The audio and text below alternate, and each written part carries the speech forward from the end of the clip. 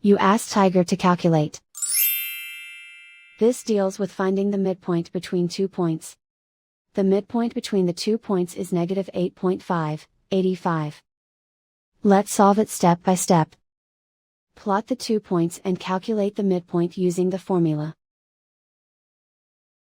The coordinates of point 1 are, x1 equals negative 18, y1 equals 74.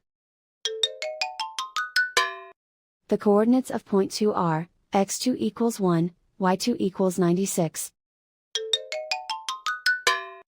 PM represents the midpoint of the 2 points.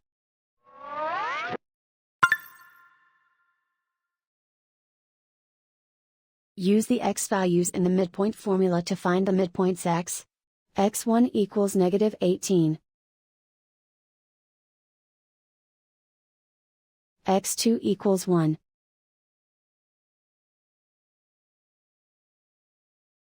Simplify the arithmetic.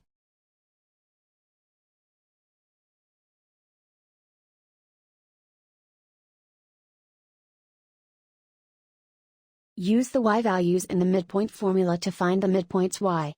y1 equals 74. y2 equals 96. Simplify the arithmetic.